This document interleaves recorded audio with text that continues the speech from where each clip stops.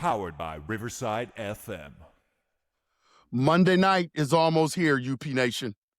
Purple Gang, Skull Nation. It's almost here. I'm counting down the days we finally get a chance to see our guy, JJ McCarthy, head this organization for the first time. It's been basically a long year for us to get to this. We thought that we were going to see it at some point last year.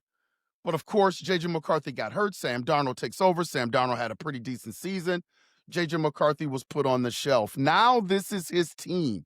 So everybody's been kind of reaching out to me, asking me, Coach, what do you think's going to happen with J.J.? What are your expectations? What do you expect to see?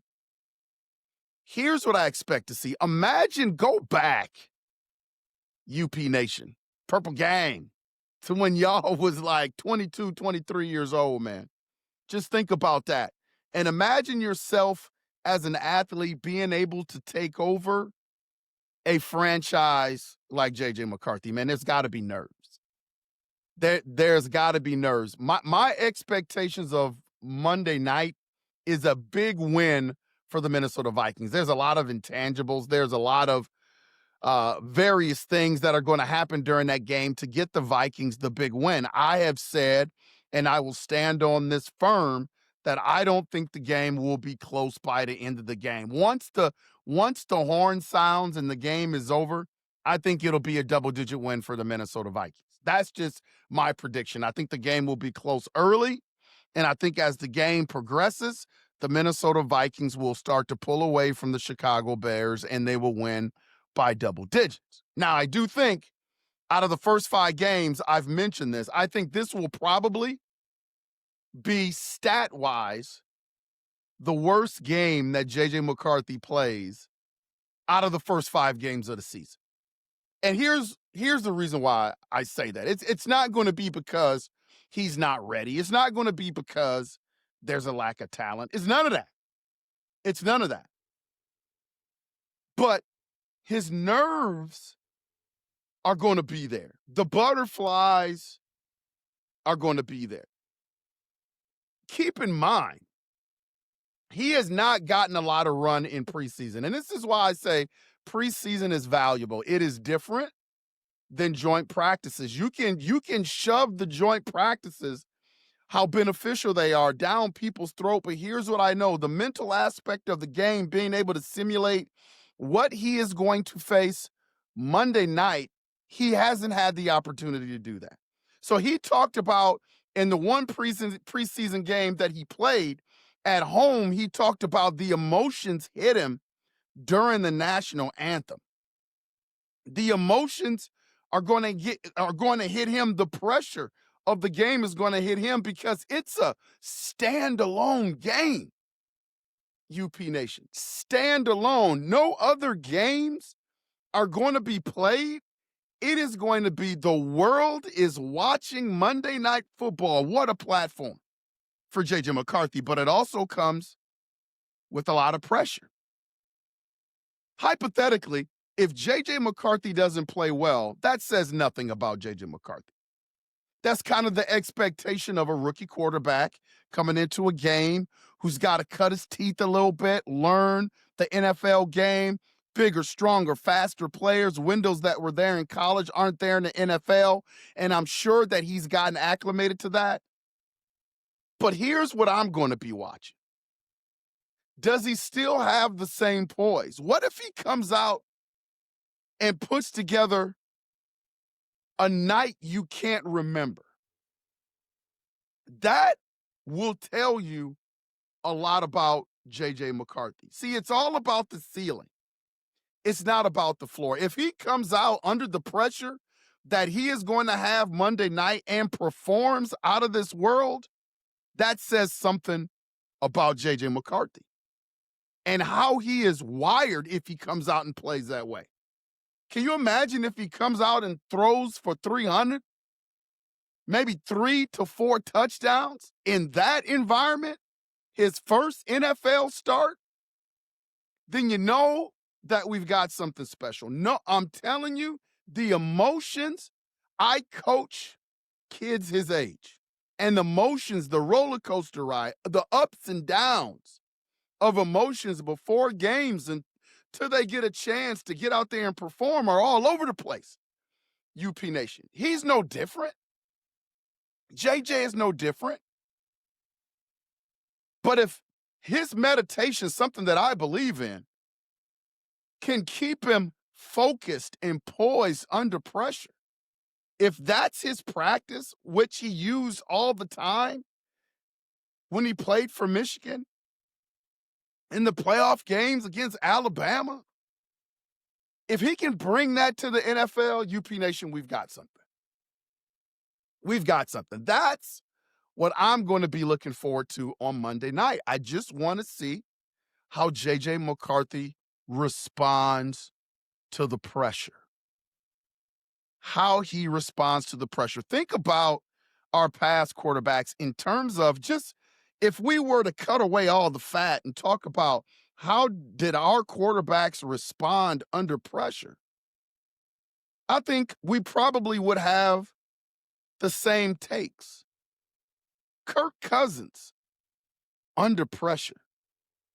Sam Darnold under pressure. While I'm not comparing J.J. McCarthy to Sam Darnold or Kirk Cousins in terms of the pressure situations that they were in, but Monday night is going to elicit the same kind of emotions and the same type of pressure for J.J. McCarthy, just in a different way. My expectation is that J.J. will handle it, but how well will he handle it? And when I say that this game will probably be the worst game out of the first 5 that he plays, it's not about talent, or it's not that I think he's going to pitch up. I just think there's going to be a lot of emotions that he is not expecting that he is going to have to handle, that he's going to handle. And is he prepped and wired to be able to handle his first NFL start and be productive? That's going to be huge. I can't wait to see it. I just can't wait to see it. Here's what I also think is going to happen on Monday night. Don't sleep on Adam Thielen. I think there's a certain narrative out there about Adam Thielen, UP Nation, is that he's 35 years old. He's slowing down. He's not as productive. He's not as fast. Like there's some sort of deficiency with Adam Thielen. Before Adam Thielen got hurt last year, he was very productive. He has been productive pretty much every year that he's been with the Carolina Panthers, every year when he's healthy. I am going to speculate that Adam Thielen on Monday night will lead the Minnesota Vikings in receptions. I think a lot of attention is going to be paid attention to Jets. Rightfully so. I think he's going to see a lot of double teams. I think he's going to see a lot of bracketing. I think especially because he doesn't have Jordan Addison in this game. So the level of respect on the defensive side of the ball is not going to garner as much as attention as Jordan Addison if he was in the game. TJ Hawkinson, good tight end. I don't think defenses are going to try to do anything special to try to take him away. Adam Thielen has respect in the league. I don't think the Chicago Bears are going to do anything special to try to take him away. If Jalen Naylor plays, I don't think the Chicago Bears are going to do anything special to try to take him away. So all of the attention is going to be on Jets. And I think Adam Thielen is still productive enough to eat. And I think that's what's going to happen on Monday night. Watch Adam Thielen. Watch Adam Thielen. I have a feeling that Adam Thielen is going to go for at least 1 touchdown. He's going to have about 6 or 7 catches for at least about 80 yards. Because he is still productive. He still can work the Chicago Bears corners. He still can catch the football, and he's a for sure route runner, and he is going to be left on islands with cornerbacks that he can eat. So I think a lot of attention is going to be on, okay, how many yards J.J. McCarthy is going to throw for? What is Jets going to do? Don't sleep on Adam Thielen is what I'm telling you. I expect Adam Thielen, newly acquired, coming back home to Minnesota, to have a pretty good game. Don't sleep on the Adam Thielen matchup. Here's something to keep an eye on, UP Nation. By the way, hit that like and subscribe button. Hit that like and subscribe button. Keep an eye on this matchup. Gervon Dexter versus Will Fries. Now, I know Will Fries is coming off a leg injury. Didn't get a lot of run in the preseason. But listening to KOC and the boys, he's ready to go. Dexter is really good at collapsing the pocket. So McCarthy's rhythm, because he can collapse that pocket, may be disrupted. So McCarthy's rhythm is going to be challenged early. Watch Kevin O'Connell going to the run game. Watch Kevin O'Connell going to quick throws to keep J.J. McCarthy in rhythm, quick short throws, a.k.a. a little bit of the West Coast offense element in it, to give J.J. McCarthy some for sure throws, to build that confidence, to keep Gervon Dexter from being in this game. Will Fries will also challenge him. And I think Will Fries will win that matchup more than not. Keep an eye on that battle. If you can keep an eye, if there's one battle in the trenches that you want to keep an eye on, it's that one. Will Fries versus Gervon Dexter. I think Will Fries is going to win that matchup. On the defensive side of the ball, I think Caleb Williams is going to have a hard time. I've said it in previous podcasts. I don't see how he can hold up because there's a level of aggressiveness for the Chicago Bears. I think there are going to be moments where Caleb Williams is going to look good. He's going to make some throws. When you come at people the way Brian Flores comes at people, there are times and there are elements of his defense where it's risk reward.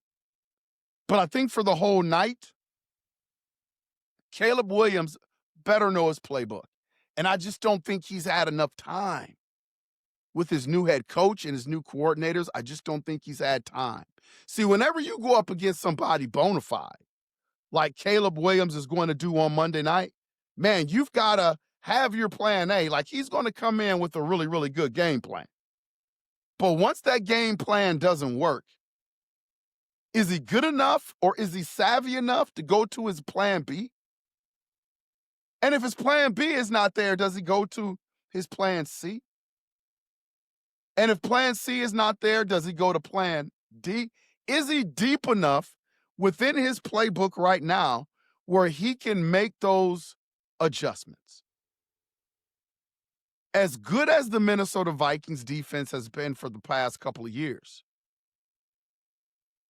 the Chicago Bears ain't never seen nothing like this.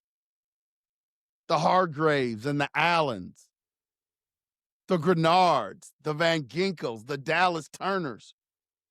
I mean, the players now that Brian Flores, Dr. Blitzenstein can throw at you and play with, the Redmonds that can throw at you, that he can play with now to enhance his defense, I just don't see, if Caleb Williams performs consistently throughout that game and works over Brian Flores' defense, man, I would be the most shocked brother in the world.